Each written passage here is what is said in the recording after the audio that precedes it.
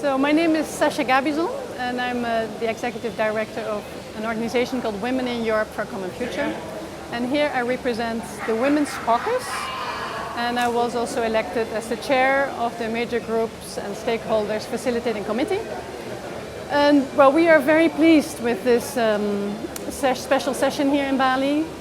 First of all, I think we had a very powerful startup meeting, 2 days of the global stakeholder and major groups forum, where we had a very good exchange with UNEP and with stakeholders from all around the world on the key issues, like the green economy. What should it look like?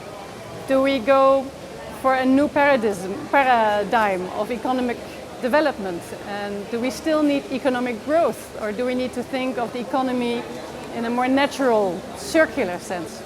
And for the women, this was very important because we see a risk that in the green economy, women might be left out. We know that, for example, in the US and in Europe, it's not so easy to get women to have jobs in, for example, the renewable energy sector, because they need engineers, and we have, like in the US, only 12% engineers.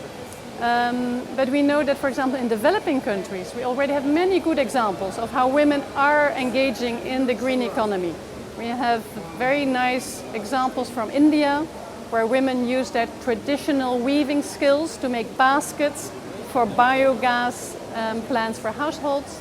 We know from examples from Colombia and from Uganda of women reusing waste for making, for example, bags, or women producing alternative packaging from calabashes and from natural fibers instead of plastics. So we think there is a real role for women to play in the green economy, and we were very pleased that that was one of the main topics here at the Governing Council meeting of UNEP, to see what will the green economy need for policies, for implementation, for financing, and how can we engage women to be full partners in the green economy development.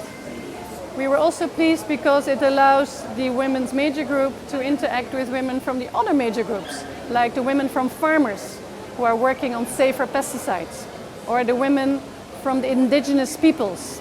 And there I think the green economy really stresses the idea that when we have very dangerous, hazardous materials, which are very difficult to clean up and to safely manage, we should better phase them out. And we had the example of the indigenous peoples in Niger, who are living, the Tuaregs, who are living in the region where there are the uranium mines.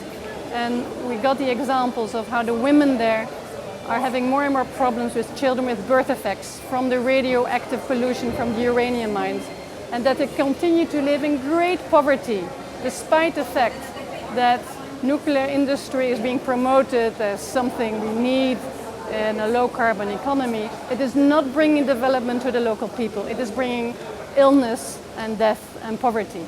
So I think that type of voices we need to hear also here at the UNEP Governing Council meetings.